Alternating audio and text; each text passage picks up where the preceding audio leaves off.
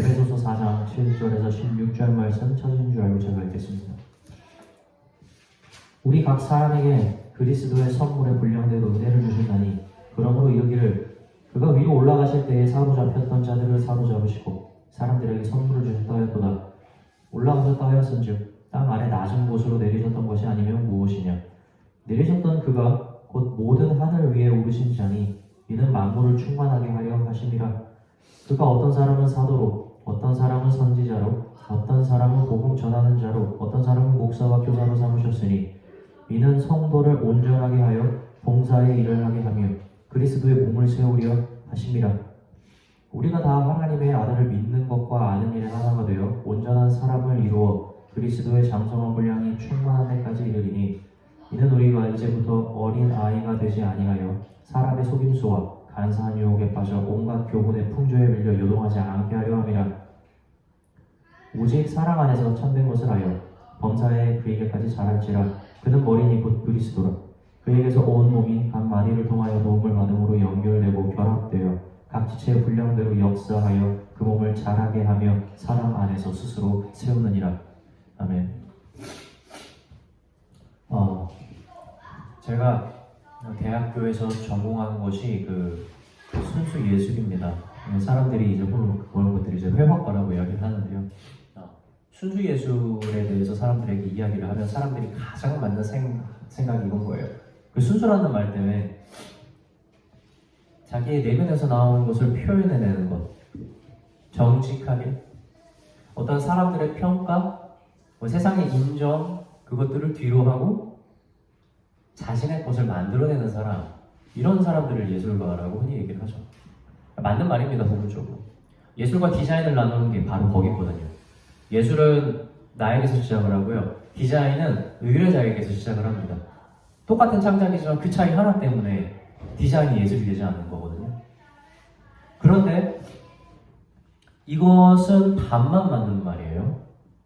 물론 맞아요. 예술가가 정말 자기네 내면의 것을 쫓고 자기의 것만을 추구하는 것들이 정말 중요합니다. 그리고 만약 이런 것이 없어요, 예술가가 세상에 있는 유행하는 것들, 사람들에게 잘 팔릴 만한 것들을 흉내내서 그리잖아요. 여러분 이거 평판 되게 안 좋아집니다. 사람들 다 알아보거든요. 이 예술가 취급 못 받습니다. 예술가는 분명하게 자기 내면의 것을 표현할 수 있는 능력이 있어야 되는 사람이 맞습니다. 그럼에도 불구하고 여러분들이 알아야 되는 것은요, 순수 예술의 본질은 뭐에 있냐면 내 것을 표현해서 사람들에게 보여주는 데 있는 겁니다.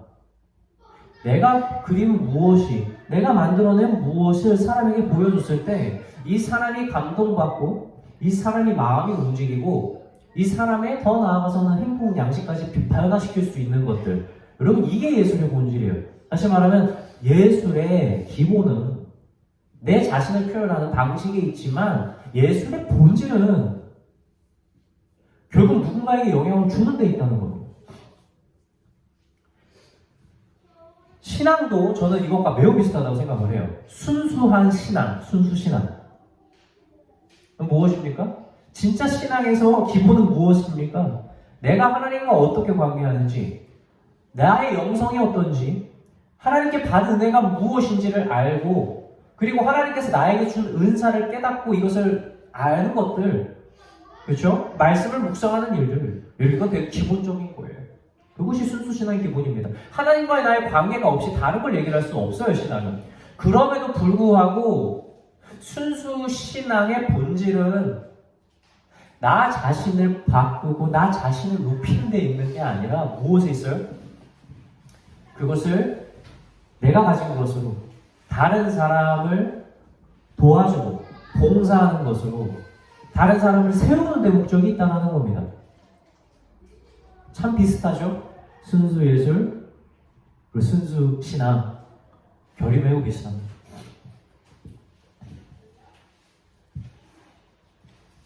오늘 본문에서는 우리의 믿음이 어떻게 표현되는지에 대해서 언급을 하거든요. 한번 다시 읽어볼까요? 에베소서 4장 11절에서 10절 말씀. 그가 어떤 사람은 사도로, 어떤 사람은 선지자로, 어떤 사람은 복음 전하는 자로, 어떤 사람은 목사와 교사로 삼으셨으니 이는 성도를 온전하게 하여 봉사의 일을 하게 하며 그리스도의 몸을 세우려 하심이라. 언급되는 이 모든 직책들은 지금 교회 내에 존재하는 겁니다. 사도가 무엇입니까? 예수님의 직계 제자를 얘기하는 겁니다. 실제로 예수님을 만나고 예수님 밑에서 있었던 사람들을 사도라고 해요. 선지자는 누굽니까? 선지자는 이중적인 표현입니다. 기본적으로 첫 번째에서 말하는 신약 성경에서의 선지자는 말씀에 대해서 깨닫고 그것을 전하는 자들을 얘기를 합니다. 다시 말하면 말씀에 대한 뉘우침이 있는 사람들을 선지자라고 이야기를 하고요. 두 번째는 그 당시에도 앞으로 일어날 일에 대해서 예언하는 사람들이 있었어요. 예를 들어서 바울이 로마로 떠나려고 할 때 바울이 압송되는 것에 대해서 예언한 사람이 있었잖아요. 그렇죠? 이런 식으로 단편적인 일들에 대해서 짧게 예언하는 사람들이 있었습니다. 이런 선지자들이 교회 내에 그 당시에 있었어요. 오늘날에는 존재하지 않죠. 그죠? 오늘날에는 지금 말씀하는 것 중에서 복음 전하는 자, 그리고 목사, 그리고 교사, 이런 사람 존재합니다. 솔직히 말씀드릴까요, 그런데? 과거보다 오늘날 교회가 직책이 훨씬 더 많습니다. 그죠? 꼭 성경에 등장하는 것은 아니지만, 직책이라고 하는 것이 무엇을 얘기를 합니까? 교회를 얼마나 교회되게 하는가? 성도들을 얼마나 섬기고 봉사하는가? 여러분, 이것에 대해서 이야기하는 것이 사실은 지금 직책인 거예요. 그 직책에 대해서 이야기를 해줍니다. 12절 다시 한 번 더 읽을게요. 이는 성도를 온전하게 하여 봉사의 일을 하게 하며 그리스도의 몸을 세우려 하심이라. 직책은 몇 가지입니까? 5가지 언급을 했잖아요. 그런데 목적은 어떻게 언급하죠? 한 가지인 거예요. 봉사이라는 겁니다. 우리는 이것을 두 글자로 뭐라고 말합니까? 바로 섬김이라고 이야기를 하죠. 여러분, 섬김에 대한 뜻을 잘 알고 계십니까? 저는 오늘 그 부분을 좀 깊게 나누고 싶어요. 예수님께서 어느 날 제자들과 같이 있는데 제자들이 서로 누가 높냐? 누가 예수님 우편에 앉을 거냐? 이런 거 가지고 막 싸우고 있는 거예요. 근데 예수님이 그때 뭐라고 하셨어요? 이런 말씀하시 마태복음 20장 28절에서 이런 말씀을 하십니다. 인자가 온 것은 섬김을 받으려 함이 아니라 도리어 섬기려 하고 자기 목숨을 많은 사람의 대속물로 주려 함이니라. 이 말씀 너무 잘 알지 않으세요? 목사님, 당연히 제가 알죠. 예수님이 섬기려고 이 땅에 온 거 저도 잘 알고 있습니다 라고 말할지 모르겠어요. 그런데 우리 생각보다 예수님이 말씀하시는 섬김의 의미를 잘 이해하지 못할 때가 꽤 있습니다. 제가 군대에서 학교에서 ROTC였을 때 3학년, 4학년 동안 이제 군사학 수업을 받거든요. 그 군사학 수업 중에서 리더십이라는 과목이 있었어요. 그 리더십의 과목을 이제 진행을 하면서 우리한테 과제가 있었는데 각자의 리더십에 대한 발표 주제를 하나씩 정해서 발표를 하라는 게 있었습니다. 그때 이제 저를 포함한 다른 많은 후보생들이 이제 발표를 하는데 대부분의 후보생들이 발표를 할 때 리더십에서 빼지 않는 한 키워드가 하나가 있었어요. 그게 뭐냐면 바로 솔선수범입니다. 여러분, 솔선수범이 뭔지 아십니까? 솔선수범의 이 사전적 정의는 바로 이거예요. 남보다 앞장서서 행동해서 몸소 다른 사람의 본보기가 됨. 이런 거예요. 다시 말하면 훌륭한 지도자는 자기의 부하들에게 해라 명령을 하지 않고 직접 자신이 그 일을 몸소 보여주는 자다. 그렇게 함으로써 자신의 부하들이 그 리더를 따라갈 수 있게 만들어내는 거다. 이거라는 거예요. 그러니 리더십에서 얼마나 솔선수범에 대해서 친구들이 많이 얘기하겠습니까? 그죠? 그래서 군대 가서 청소해야 될 때는 애들 시키기보다 내가 먼저 하면 애들도 할 것이다. 군대에서 힘든 일들, 진지 만드는 일들, 보수공사하는 일들, 잡초 제거하는 일들 시키지 말고 내가 먼저 하면 아이들이 알아서 따라할 거다. 이런 발표가 아주 주된 발표였어요. 근데 저는 아직도 기억이 납니다. 저는 발표할 때 그것과 반대되는 발표를 했어요. 솔선수범의 의미에 대해서 저는 발표를 할 때 잘못된 거다라고 얘기를 했습니다. 여러분 지금 솔선수범이라고 하는 게 되게 좋아 보이잖아요. 그런데 이 솔선수범을 여러분 선림과 동일하게 여기시면 절대 안 됩니다. 제가 아까 말씀드렸죠. 지금 리더십에서 솔선수범의 정의가 뭐예요?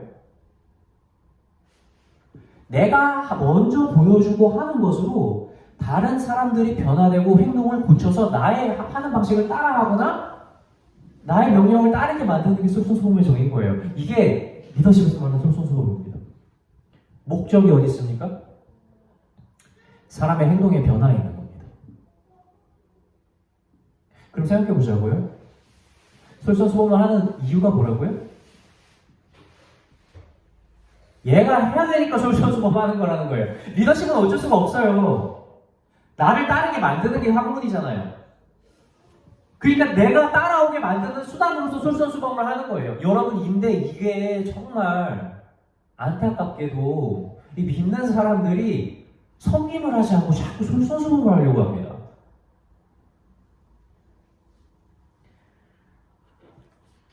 내가 이걸 하면 이렇게 돼야 돼. 내가 이걸 하면 이렇게 될 거야 라는 거야. 목적이 뭐예요? 사람들이 따르게 만드는 거예요. 여러분 이거 되게 위험합니다 사실은. 내가 일을 해요. 내가 남을 대신해서 이 단체인데 교회인데 설거지를 하고 청소를 내가 도맡아 합니다. 얼마나 아름다운 일입니까? 정말 누군가를 용서하기 참 힘든 일인데 이 사람의 잘못을 내가 용서를 해요. 아, 얼마나 아름다운 일이에요. 어떤 사람이 해야 될 일이 분명한데 이 사람이 할 수가 없어요. 근데 이 사람은 꼭 해야 되는 거예요. 그래서 그걸 알고 내가 이 사람을 도와줘요. 이 사람 일을 내가 대신해 줍니다. 얼마나 멋집니까? 그런데 솔선수범은요, 목적이 어디 있어요? 내가 대신 설거지하고 청소하면 다른 사람들이 와서 같이 해주겠지라는 그런 마음이에요. 변화가 목적이거든요. 내가 누구 정말 힘들게 용서했을 때 솔선수범은요, 이 사람이 그래도 내가 이거 용서해줬으니까 정말 미안한 마음 많이 가지겠지. 그게 솔선수범까지 할 수 있는 거예요. 솔선수범은요, 내가 누군가의 일을 대신해 주잖아요. 그러면 이 사람이 언젠가 내가 힘들 때 내 일을 대신해 줄 거다라는 그 기대감이에요. 선한 일을 행하는 건 맞습니다. 그런데 먼저 행해 준 것뿐이에요. 무엇이 와야 됩니까? 그 다음 이야기가 이어져야 되는 거예요. 여러분, 솔선수범은 여기에요. 여기에 있어요. 문제는 뭐냐면 내 기대대로 안 돼요. 내가 막 대신 청소하고 설거지 잘 했는데 아무도 알아주지 않아요. 관심도 없어요. 따라서 안 합니다. 용서를 해줬더니 세상에 그게 당연한 줄 알아요. 이 사람 일을 대신 해줬는데 나중에 내가 어려울 때 연락했는데 연락도 안 돼요. 현실이 그래요. 현실이. 그래서 솔선수범은요, 섬김과 되게 비슷한 행동 양식을 가지는데 반드시 뭐가 찾아오는 줄 아세요? 좌절감과 실망감과 분노가 나를 찾아오는 거예요. 여러분, 예수님 입장 한번 생각해 볼까요? 예수님이 섬기러 오지 않고 솔선수범하러 왔다고 생각해 보세요. 예수님 십자가 안 지셨을 겁니다.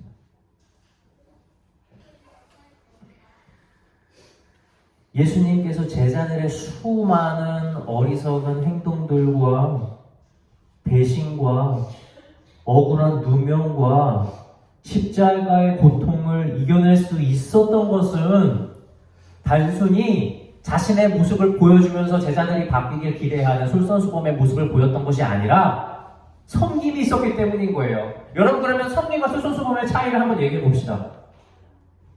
예수님을 보고 섬김을 배워야 되잖아요. 그 섬김이 뭡니까?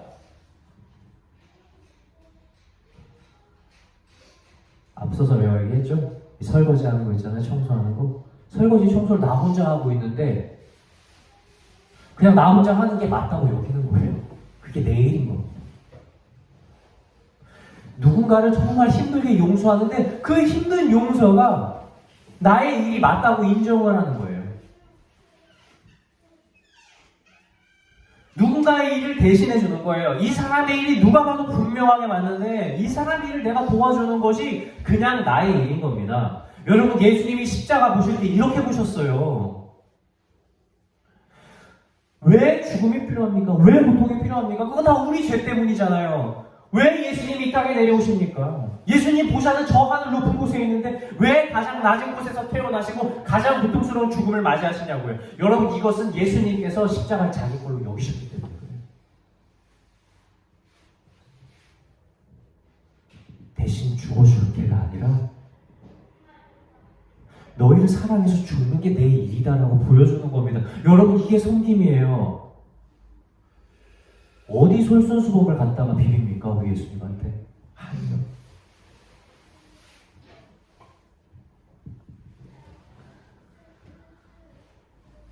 사랑하는 성도 여러분, 기대를 품고 행하는 솔선수범에서 멈추지 마세요. 아무런 유익이 없습니다. 그러나 봉사와 낮은 일을 진정으로 자신의 일로 취하는 그 섬김의 자세 여러분 가지셔야 합니다. 누가복음 10장에 보면요, 예수님을 영접하는 그 마르다의 모습이 나옵니다. 아마 이 이야기에 대해서 여러분 들어보신 적 있을 거예요. 그 예수님이 딱 마르다의 집에 들어갔습니다. 손님이 좀 많습니까? 예수님 그리고 어떤 분이세요? 능력을 행하시는 분입니다. 보통 능력도 아니에요. 소문이 파다하신 분입니다. 거기다 제자들 다 데리고 마르다의 집에 들어간 겁니다. 그럼 어떻게 되겠습니까? 마르다 난리 난 겁니다. 손님 대접해야 될 거 아니에요. 그래가지고 막 분주하게 일을 합니다. 근데 마르다한테 동생이 있었어요. 마리아라는 동생이 있었는데 세상에 동생이요, 마르다를 도와주지 않습니다. 어디가 있냐면 예수님 발 아래 착 앉아가지고 예수님이 하는 말을 가만히 듣고만 있는 거예요. 바빠 죽겠는. 성경에서는 마르다가 준비하는 일이 많아서 마음이 분주했다고 말을 합니다. 마르다가 준비하다가 열이 너무 받은 거예요. 그래서 결국 예수님 앞에 가서 뭐라고 말하는 줄 아십니까? 이렇게 말해요. 주여, 내 동생이 나 혼자 일하게 두는 것을 생각치 아니하시나이까? 저를 명하사 나를 도와주라 하소서. 예수님한테 이렇게 얘기하는 거예요. 진짜 너무하시네 다들. 이렇게 지금 준비하느라 바빠 죽겠는데 여기 앉아있는 여기 좀 우리 집사람한테 좀 보내서 일 좀 도와주게 하면 안 됩니까? 라고 얘기를 하는 거죠. 이 장면을 토대로 우리가 알 수 있는 게 있어요. 자, 손님들이 들어왔습니다. 지금 마르다가 뭐 하고 있어요? 집안일을 막 분주한 겁니다. 여기서 통해서 알 수 있는 게 있죠. 마르다가 어떻게 했어요? 마리아를 데리고 주방으로 가지 않았어요. 마리아에게 시키지 않았어요. 마르다가 뭘 했어요? 해야 될 일을 자기가 지고 간 거예요. 여기까지 아무 문제가 없어요. 그런데 이 마르다의 마음에 뭐가 있습니까? 행동은 손님과 되게 비슷한데 마음에 뭐가 있냐면 내가 먼저 하면 마르다가 바쁜 줄 알고 마리아가 바쁜 줄 알고 와서 도와줄 거다 라고 하는 마음이 그 안에 있는 거예요. 근데 기대랑 어떻습니까? 우리 인생은 늘 생각과 다르죠. 관심이 없어요. 마리아 예수님이 이게 너무 좋은 겁니다. 쉽게 준비하면서 보는데 언제 오겠지 하는데 안 오는 거예요. 결국에는 가가지고 말이야, 손님 오고 예수님한테 그렇게 얘기를 하는 거예요. 얼마나 속에 분노가 많이 찬 겁니까? 그죠? 예수님이 이렇게 얘기해요. 누가복음 10장 41절에서 42절. 여러분 이 말씀의 의미를 좀 잘 생각해 보시기 바랍니다. 마르다야 마르다야, 내가 많은 일로 염려하고 근심하나 그러나 몇 가지만 하든지 혹 한 가지만이라도 족하니라. 마리아는 이 좋은 편을 택하였으니 빼앗기지 아니하리라.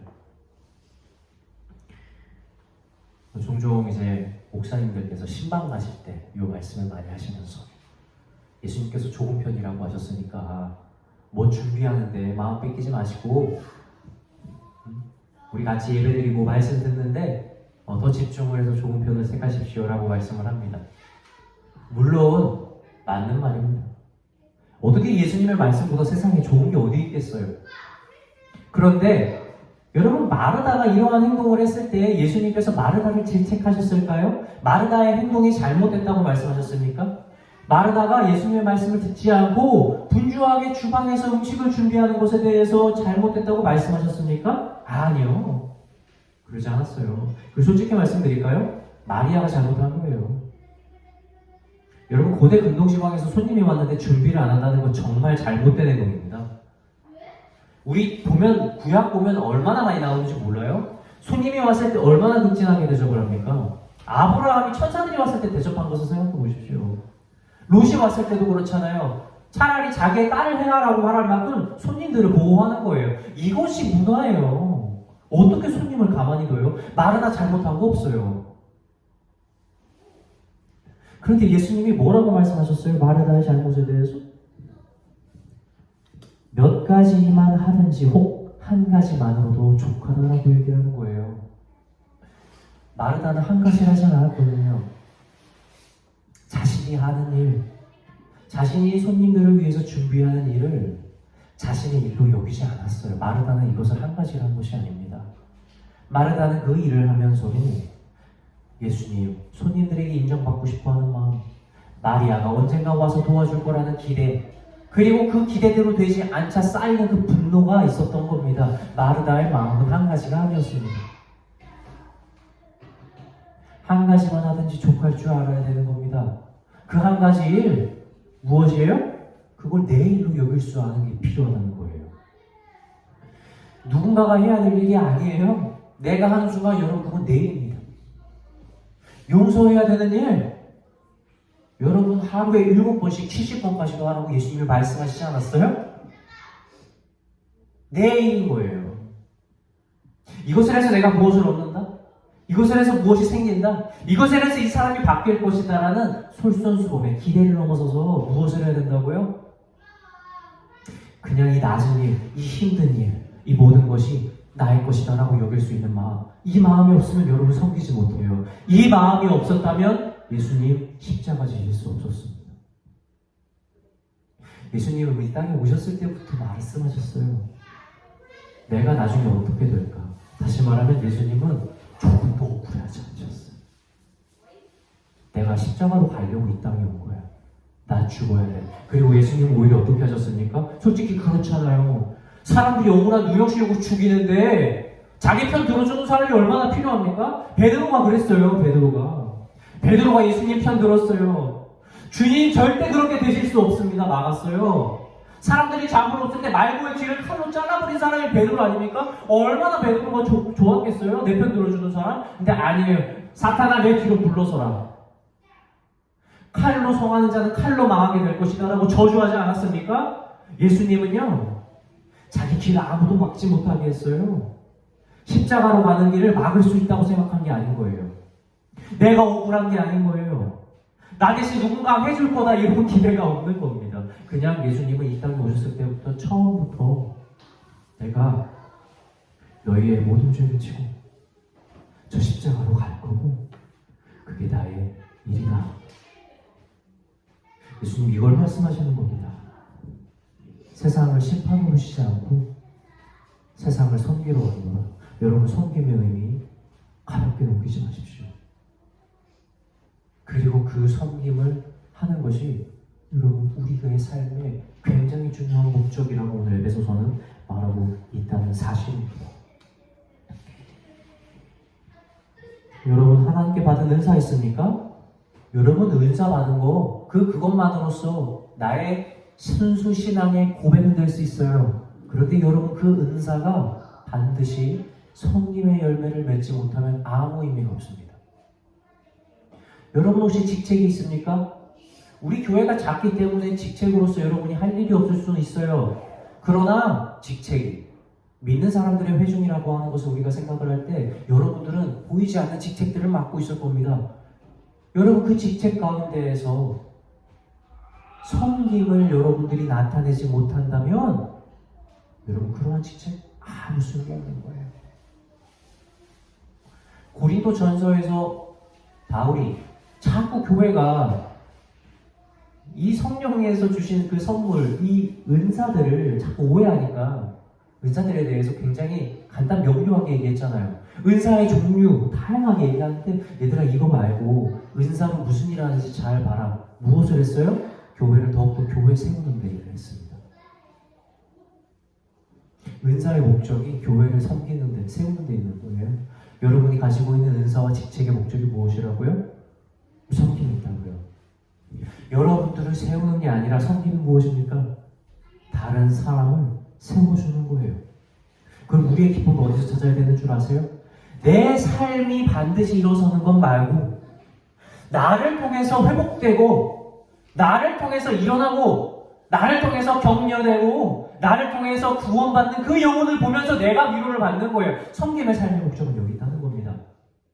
교회가 더욱 교회되게 믿는 사람들이 더욱더 믿은 사람들이 되도록 약한 사람들이 내 손을 잡고 일어서도 만드는 그런 섬김, 오늘 에베소서가 말하는 섬김이라는 사실을 기억하시기 바랍니다. 말씀을 마치고자 합니다. 순수 예술이 아무리 순수해봤자 작가가 그것을 표현해내서 사람들에게 보여주고 사람을 변화시키고 마음을 감동을 주고 더 나아가 이 사람들의 행동을 고치지 못한다면 여러분 아무 쓸데없는 예술이에요. 순수 예술 아니에요?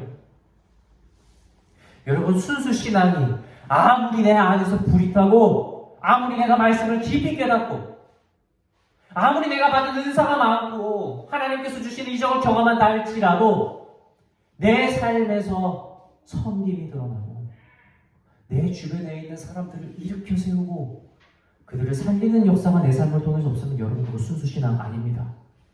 아무 의미 없는 신앙인 거예요. 왜 구원을 받고도 우리가 이 땅을 밟고 있으면 왜 하나님의 은사를 받고도 우리가 이 땅에 머물러 있는지